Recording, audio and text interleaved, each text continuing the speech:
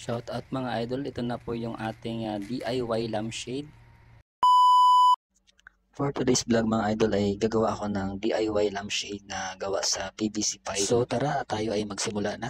Ang una ko nga palang ginawa muna dito ay pinantay ko yung PVC pipe gamit po ang grinder. At para na rin safe ako sa aking mga ginagawa ay gumamit na rin po ako dito ng gloves para hindi po ako masugatan ng aking mga kamay. Gumamit na rin po pala ako dito ng eyeglass or goggles para protektahan yung aking mga mata galing po sa mga elements na manggagaling po dito sa aking ginagawa na PVC. At nagkat na rin ako dito ng kapirasong bilog para gagamitin natin mamaya sa ating guide. Dito ay gumawa naman ako ng hugis pabilog para sa ating magiging pantakip sa ilalim ng ating lampshade or PVC.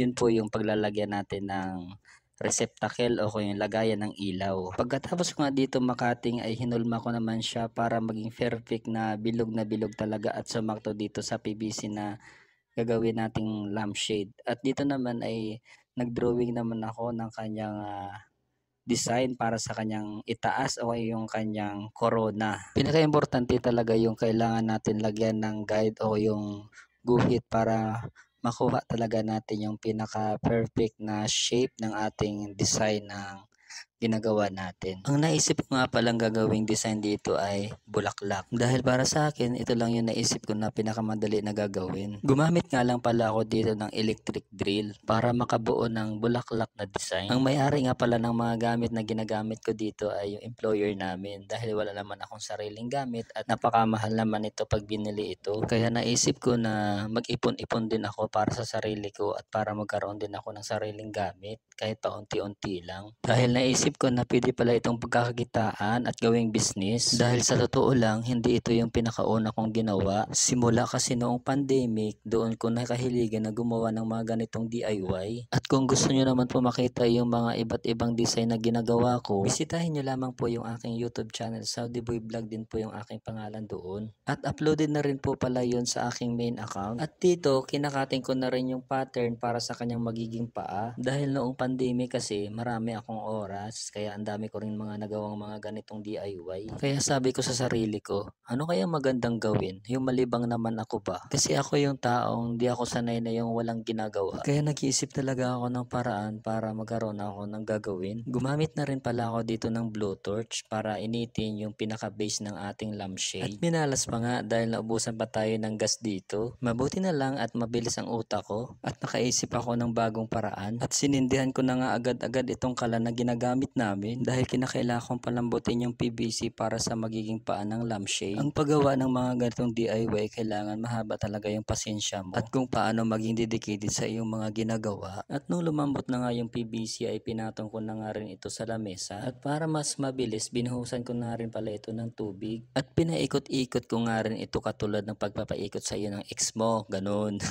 Para pumantay yung kanyang pagkatayo at humulma yung kanyang design. Sana all pinaikot-ikot.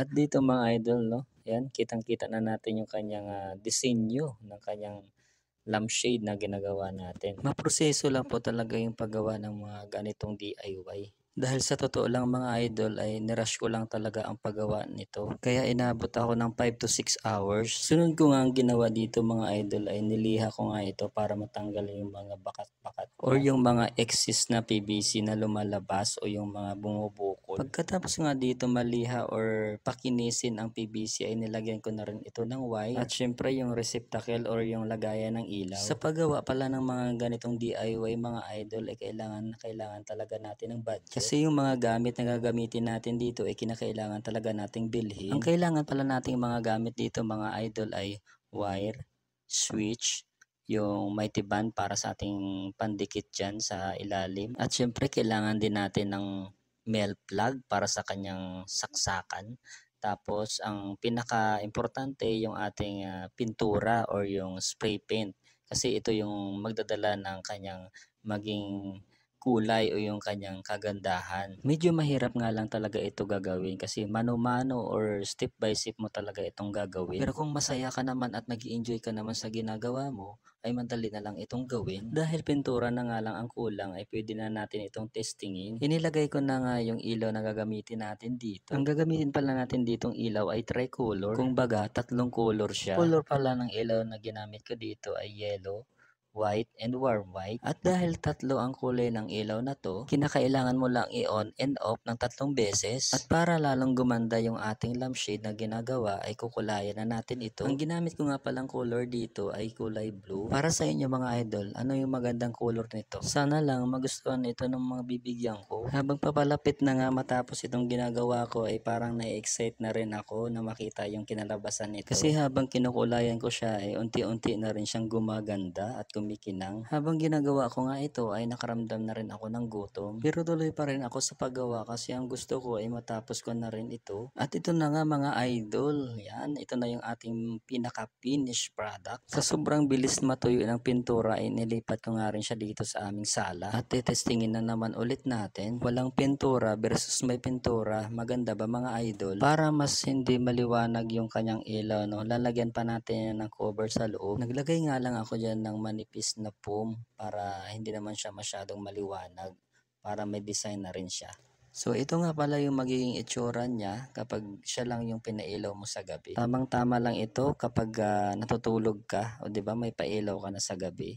Napaka-romantic pa.